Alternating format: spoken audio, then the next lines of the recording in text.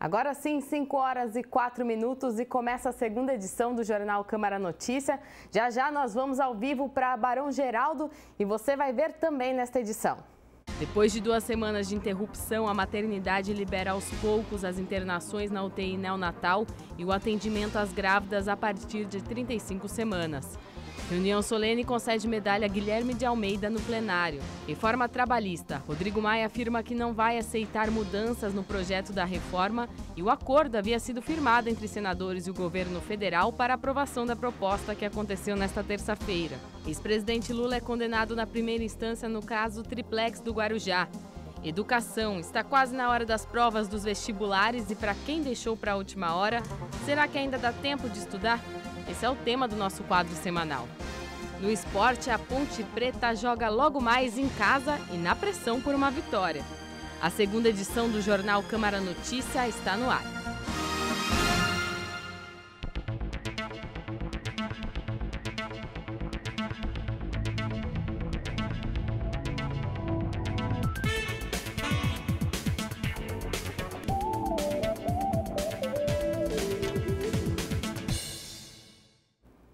A gente abre esta edição já lá em Barão Geraldo. Maicon Vancini falou agora há pouco com a gente da Mata Santa Genebra e agora ele vai contar um pouco mais dessa vocação do distrito de Barão Geraldo para a educação e como um polo de pesquisa também. Oi, Maicon, mais uma vez.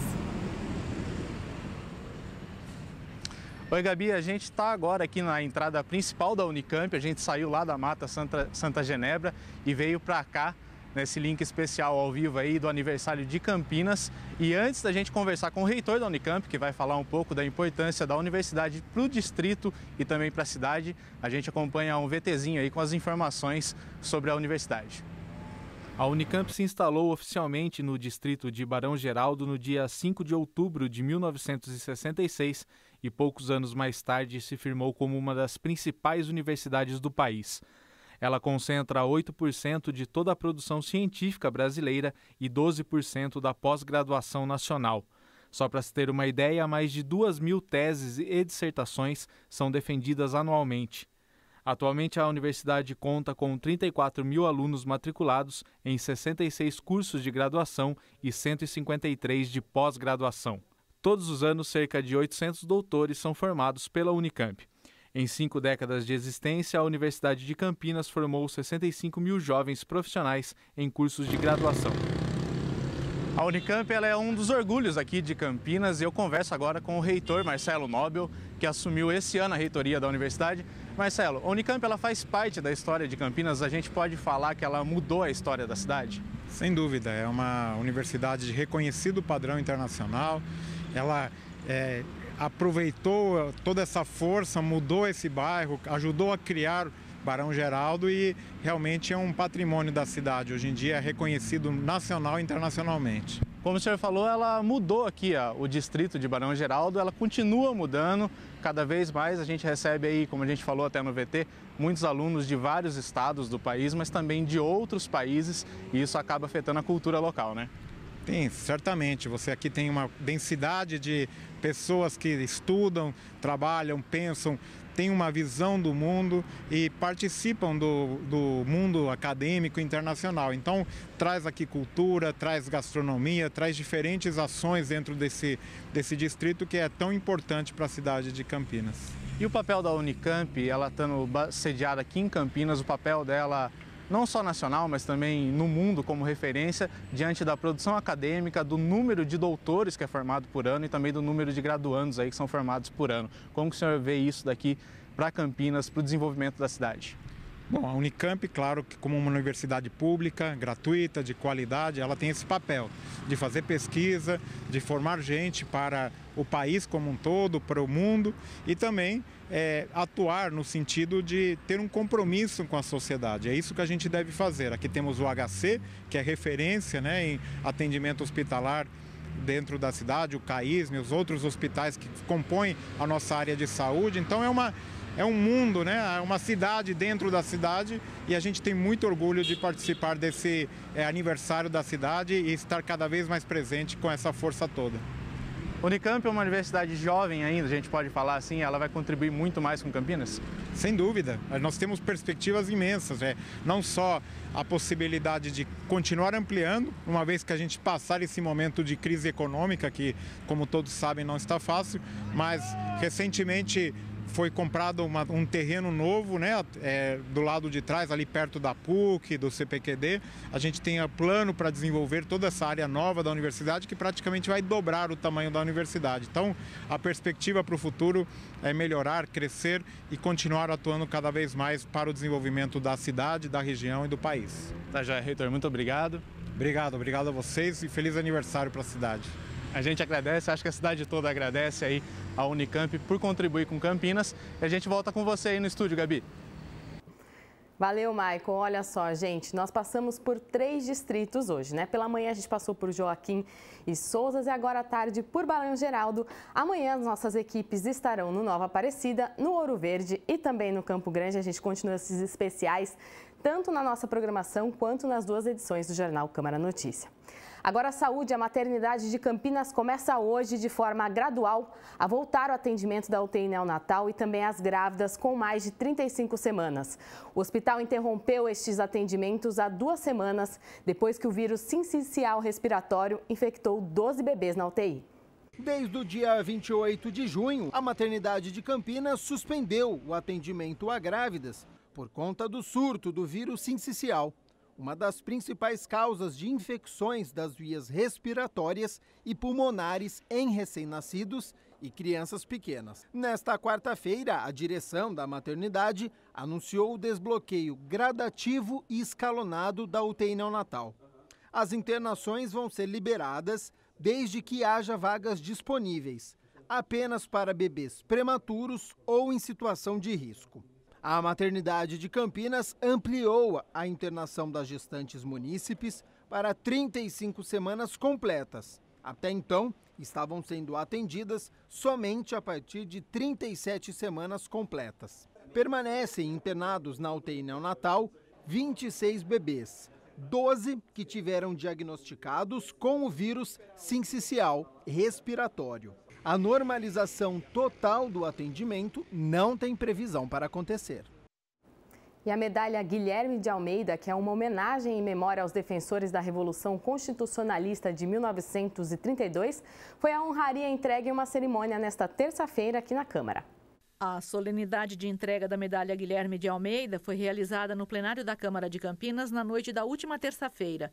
Entre os homenageados, uma testemunha ocular do conflito que ficou conhecido como a Revolução Constitucionalista de 1932. Jacide Arruda Facchione foi contadora na juventude e realizou seu sonho formando-se em magistério aos 65 anos de idade. Hoje, aos 99 anos, escreve e declama poemas, um deles reverenciando os soldados paulistas que combateram na Revolução.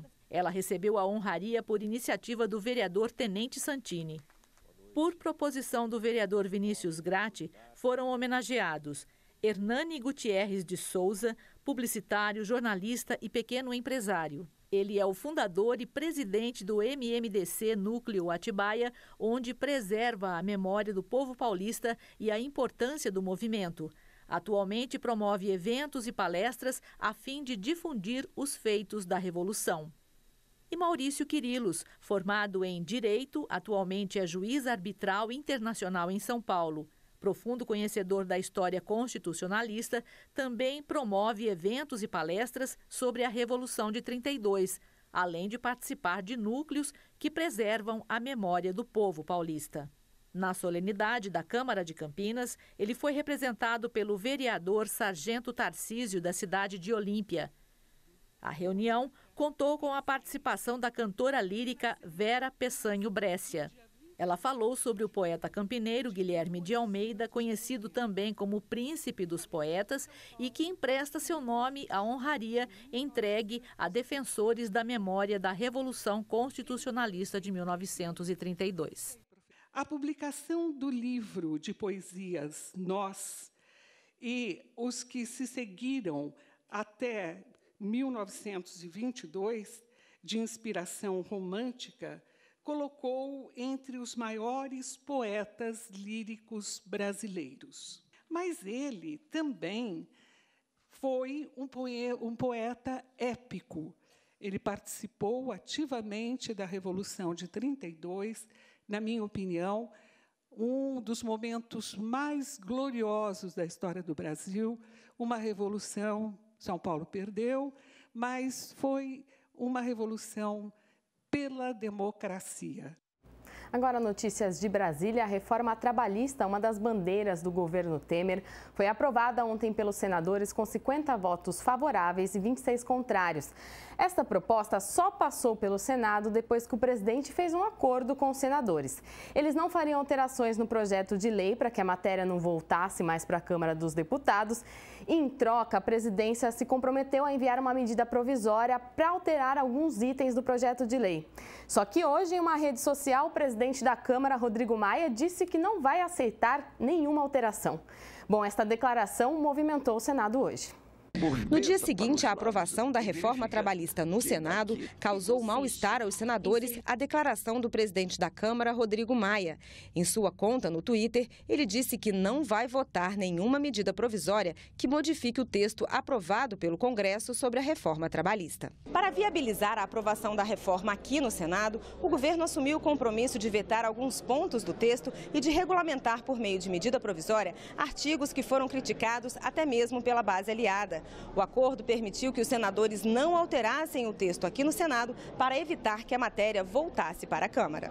Parlamentares de todos os partidos reclamaram do posicionamento do presidente da Câmara. Sou testemunha pessoal de uma conversa com o presidente da República no Palácio Planalto, com 17 senadores do nosso partido, em que Sua Excelência nos garantiu que aquilo que viesse ser acertado com ele ou com o seu líder no Senado Federal, Roberto Jucá, ele cumpriria por meio de uma medida provisória. E eu quero crer que essa manifestação fora do tom do presidente da Câmara será uma manifestação sucedida pelo diálogo, pela convergência. Essa é a expectativa que vejo. É inaceitável. É inadmissível que um presidente da Câmara dos Deputados, conhecedor da realidade política, do momento grave que passa o país, e que os acordos foram feitos por todos que falavam em nome do governo e pelo líder do governo, vem agora, depois da matéria votada, dizer, olha, é um retrocesso aquilo que foi acrescido pela Câmara. Quem fez pacto e acordo com ele que responda agora. Eu não me sinto traído. Quem foi traído para mim foi o povo brasileiro e, pelas outras linhas, aqueles que acreditaram que era possível o Senado abrir mão do seu direito de legislar, de votar. Foi o apelo que eu fiz na tribuna. O líder do governo que articulou o acordo garantiu que o presidente Michel Temer vai honrar o que prometeu. No momento oportuno, o presidente Michel Temer, que fez um compromisso de adição de medida provisória, vai se manifestar, né? Então, vamos aguardar os fatos. Entre os pontos que serão modificados pelo presidente Michel Temer estão o trabalho intermitente, o fim gradual do imposto sindical, a proibição para que mulheres grávidas ou que estejam amamentando trabalhem em locais insalubres e que as negociações sobre a jornada de trabalho de 12 horas com descanso de 36 sejam feitas por acordo coletivo e não individual, como foi aprovado no projeto. E hoje em Curitiba, mais uma etapa da Operação Lava Jato. O juiz Sérgio Moro condenou em primeira instância o ex-presidente Lula a 9 anos e meio de prisão pela compra e reforma do apartamento no Guarujá. A sentença permite que Lula recorra em liberdade. Sérgio Moro absolveu o ex-presidente das acusações de lavagem de dinheiro e corrupção no caso do armazenamento do acervo presidencial que teria sido feito pela empresa OAS. O motivo alegado pelo juiz é, abre aspas, falta de prova suficiente de materialidade, fecha aspas. E no próximo bloco, no quadro de educação, você vai prestar vestibular este ano e deixou os estudos para a última hora? Será que ainda dá tempo ou é melhor focar nas provas do ano que vem? É o que a gente vai ver daqui a pouco.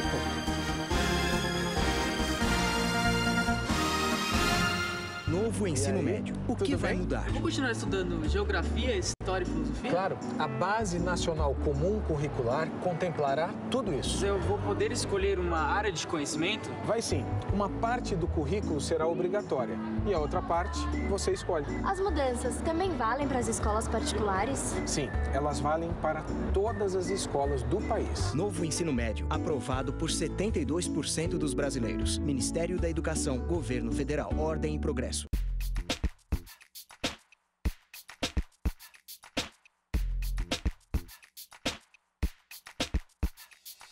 Se você tiver uma queimadura, algumas coisas a gente tem que ter como parâmetro de atitude. O primeiro deles é interromper o processo da queimadura. Se você tem chama, você extingue essa chama, você retira a roupa. Se a queimadura é química, colocar sobre água corrente, deixar sobre água corrente para que você remova esse agente químico.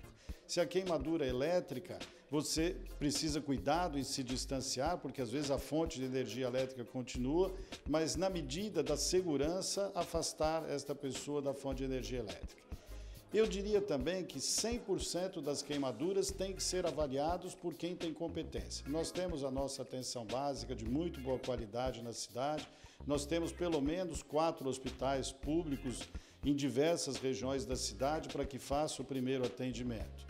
Nunca coloque nada sobre a queimadura, pasta de dente, clara de ovo, outras coisas que a gente ouve. Nunca coloque nada sobre a queimadura e procure assistência médica. Para todos os casos, uma pequena queimadura pode ter uma infecção, uma pequena queimadura pode até produzir um tétano.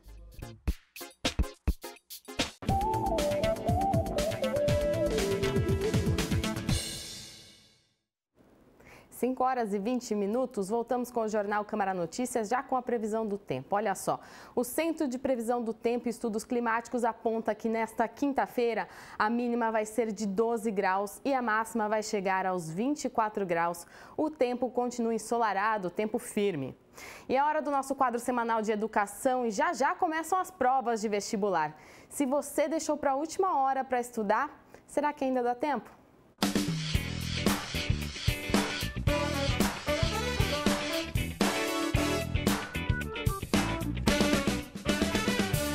Chega essa época do ano e uma das principais preocupações de quem vai prestar vestibular, mas deixou para estudar de última hora, é saber se o tempo perdido pode ser recuperado. Quem responde essa dúvida para a gente é o professor Marcelo Pavani. Então vamos partir dessa premissa, ainda dá tempo. A questão é, tem pouco tempo disponível. Se a gente pensar que as inscrições começam agora, julho, agosto, e o Enem, que é a primeira grande prova, vai acontecer lá no comecinho de novembro, o aluno tem 3 meses. Então, é com isso que a gente trabalha no segundo semestre, 3 meses. E para aproveitar esse tempo, o importante é disciplina. Sem disciplina, não vai acontecer nada. O principal, segundo o Marcelo, é ter um projeto de estudos. As realidades são diversas. Tem aluno que trabalha, tem aluno que vai estudar no cursinho, portanto, tem aula e tempos de estudo solitário. Tem aluno que vai estudar sozinho e, portanto, tem, entre aspas, todo o tempo do mundo. Isso pode ser um grande perigo. Então, antes de tudo, o que ele precisa é levantar o tempo que ele tem disponível e, a partir daí, traçar uma estratégia para usar esse tempo de forma adequada. Para quem faz cursinho, esse planejamento vem pronto, diferente de quem precisa se organizar sozinho. Se o aluno está num cursinho, muito provavelmente o cursinho vai fornecer a ele bases para traçar essa estratégia. Até meados de outubro, ele ainda está vendo matéria, a revisão deve começar em outubro, novembro, então o cursinho deve fornecer para ele essa estratégia mais adequada. Se esse cara está estudando sozinho, aí a dica é pegar os vestibulares, pegar as provas que ele vai prestar e olhar para as provas anteriores. Bom, o que tem caído mais na FUVEST, o que tem caído mais na Unicamp, o que tem caído mais na Unesp, o que cai sempre no Enem. E a partir dessas informações, traçar prioridades, porque não dá para estudar tudo em 3 meses. Esse é o grande problema que os alunos eventualmente enfrentam. Quero dar conta de tudo que eu não dei conta até agora. Não dá. Então, eu preciso entender o que cai mais. Né? Entre 2 assuntos, aquele que cai mais é a minha prioridade. Aquele que cai menos, eu vou estudar se der. Pode ser que ele apareça na prova? Pode ser. Né? Mas não dá para dar conta de tudo agora. Então é estabelecer prioridades e estudar com disciplina, não perder tempo. Nesse mês de julho tem que priorizar o descanso, isso para quem já vinha pegando firme desde o começo do ano. Mas o que é preciso ficar atento é em relação à qualidade do estudo e não somente na quantidade de horas dedicadas a ele. Não adianta estudar 8 horas morrendo, se você não consegue perceber que aquele estudo está de fato rendendo alguma coisa. O ideal é o cara se conhecer o suficiente para falar, bom, 6 horas de estudo têm sido suficientes com qualidade, eu estou aprendendo, estou vendo que as coisas estão acontecendo em 6 horas, beleza. Se eu estou muito cansado e essas 6 horas virarem 5 ou 4, não importa. A questão é estudar com qualidade. Um erro muito comum que os alunos cometem ao longo de todo o ano de cursinho, mas especialmente no segundo semestre, é se culparem porque não conseguem estudar o quanto estavam estudando há algum tempo atrás. É natural que isso aconteça, você está mais cansado. A questão é privilegiar a qualidade, né? O tempo precisa acontecer, mas o cara precisa sentir que ele está aprendendo nesse tempo. Só ficar acordado olhando para o livro não resulta em nada. O que não pode é perder o pique, mas sim tentar continuar motivado. Então, às vezes é importante, o que eu sempre falo para os alunos, né? Fechar o olho um pouco e lembrar o que trouxe esse cara até aquele momento. Onde ele está querendo ir? Lembrar dele entrando na universidade mesmo. Né? Lembrar ou pensar nesse momento do trote, esses momentos simbólicos, mas que são marcantes para o cara continuar tendo gás para estudar. Né? Motivação é importante.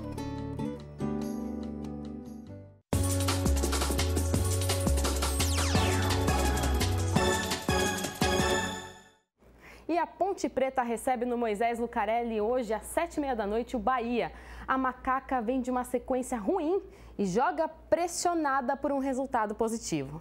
Na 13ª posição, apenas 3 pontos acima do primeiro time da zona de rebaixamento, a Ponte Preta vem pressionada pela vitória hoje às 7h30 no Moisés Lucarelli contra o Bahia. O técnico Gilson Kleina pode levar a campo 2 estreantes em Campeonato Brasileiro. O volante Jean Patrick, que veio do futebol japonês, e o meia Xuxa, recuperado de lesão na panturrilha.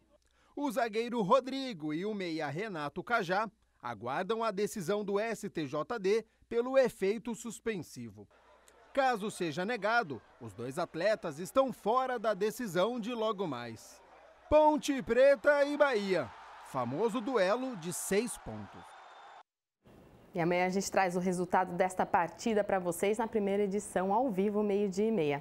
Essa edição fica por aqui, eu vejo vocês amanhã. Uma ótima tarde a todos, até mais.